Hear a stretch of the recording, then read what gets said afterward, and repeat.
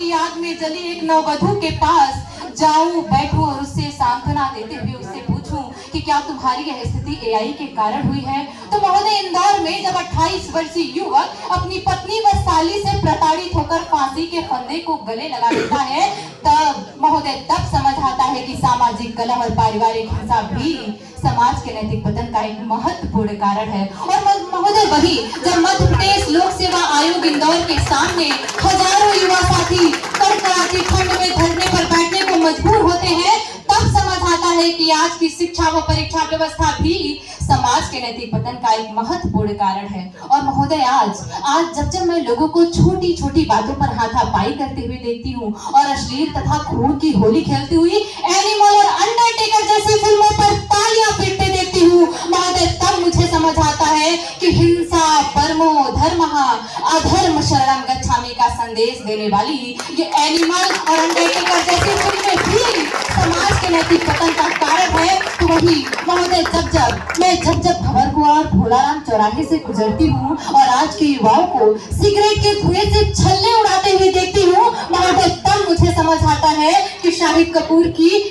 कपूर की देवा और कबीर सिंह जैसी फिल्में भी समाज के नैतिक पतन का एक महत्वपूर्ण कारण है। और यदि मेरे प्रतिपक्षी वक्ता मेरे समस्त तर्कों को इस मंच पर आकर झुठला दे, तो मैं उन्हें याद दिलाना चाहूंगी, मैं उन्हें अवगत कराना चाहूंगी कानपुर के राजापुर क्षेत्र में आज से 10 दिन पहले घटी उस घटना से, जब एक माँ अपने नवमौलूद बच्चे को एक कपड़े में लपेटकर बीच सड़क पर छोड़ जाती है। उससे पूछा गया कि क्या तेरी ममता तुझे सताएगी नहीं, क्या इस बच्चे की सिसकियां तुझे रुलाएगी नहीं। तो उस माँ ने कपकपाते हुए स्वर से ये जवाब दिया कि साहब, मैं अपने पेट की भूख तो सह लेती, पर इस नौमौलूद का भूख से बिलखना मुझसे देखा न गया। तब ये कहना लाजमी हो जाता है कि गरीबी और बेरोजगारी भी समाज के नैतिक पतन का एक कारण है। महोदय, आज आवश्यकता है स्कूली पाठ्यक्रम में नैतिक शिक्षा का जोड़ा जाना, धार्मिक शिक्षा को बढ़ावा देना, क्योंकि महोदय, कई ऐसे कारण हैं जो समाज के नैतिक पतन के लिए